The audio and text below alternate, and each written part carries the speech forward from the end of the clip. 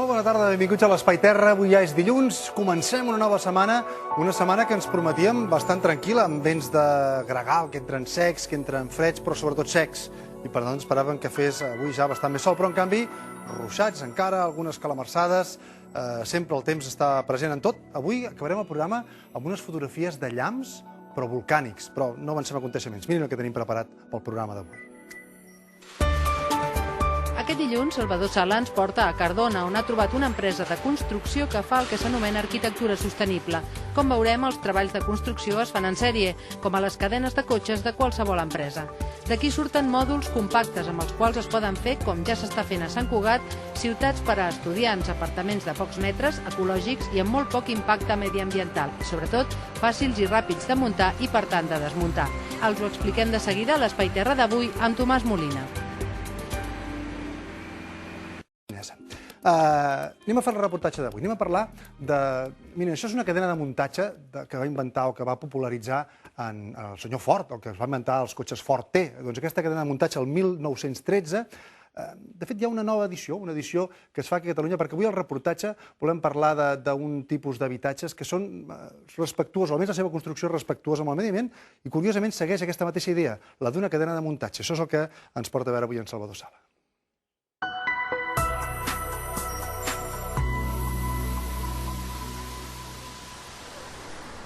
Si no fos perquè fan 15 metres de llargada i 5 d'amplada, els habitatges de formigó que s'apilen a l'exterior de la fàbrica podrien ser les peces d'un joc infantil d'arquitectura.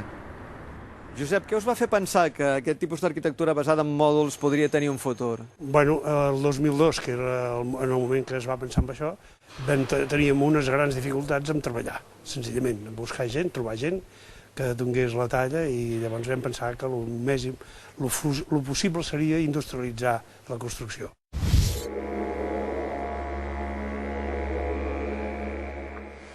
El principal repte d'aquest disseny pioner va ser trobar la manera de construir en sèrie les 4 parets del mòdul. Ara encara volem millorar-ho molt més i automatitzar-ho d'una forma total. Serà molt mecanitzat i hi haurà una persona vigilant, més que treballant. Josep, algú podria pensar que aquests mòduls són una bona resposta a una crisi que té el sector de la construcció, per un costat, i per l'altra banda, en aquest moment en qual totes les qüestions de sostenibilitat i de medi ambient tenen una gran importància, aquest projecte també té molts factors a favor. Sí, a veure, des del nostre punt de vista, la crisi exigeix canvis i Compacabit està promovent aquests canvis, entre altres, fonamentant-se amb l'eficiència energètica, qualitat ambiental, estalvi d'aigua, gestió de residus, minimització d'aquests residus, reutilització de l'edifici. Una reutilització fàcil si tenim en compte la duresa del material que es fa servir, el formigó, que té a més altres virtuts. Acumula la calor i això li dona unes prestacions de confort a l'usuari i de comportament energètic a l'edifici molt bones. També dona unes prestacions d'aïllament acústic molt bones, de manera que és impossible sentir el veí del costat. El projecte, que té 9 patents internacionals, busca socis per expandir-se cap a altres països. Podríem obtindre rèdits, que ens convé molt, no? I a la vegada podríem fer associacions amb d'altra gent per poder fer quantitats importants dels components, que això és el que faria que la productivitat fos possible també. Aquests mòduls construïts en sèrie són ideals per aixecar edificis basats en la repetició i l'estandardització d'un concepte. Edificis d'habitatges, edificis d'oficines, hotels, hospitals, centres d'assistència primària, escoles, presons. És a dir, hi ha una quantitat innumerable de tipus, de tipologies d'edificis que sí que es poden pensar des de l'estandardització, des de la repetició i, per tant, des de la modularitat, que en 4 o 5 mesos som capaços de construir un edifici de 80 habitatges, quan amb la construcció tradicional ens aniríem de seguida 2 anys. A Cardona cada dia surten 2 mòduls de la cadena de muntatge. En aquest de mostra, moblat, s'ha fet tot un exercici d'aprofitament de l'espai. Potser algun dia tots els edificis es construiran així, com els cotxes, en sèrie.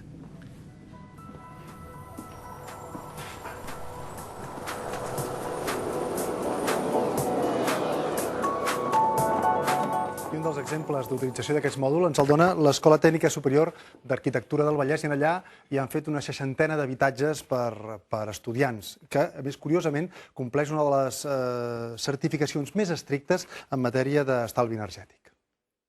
62 mòduls han viatjat de Cardona a Sant Cugat del Vallès, on es convertiran en habitatges per a estudiants de l'Escola Tècnica Superior d'Arquitectura del Vallès.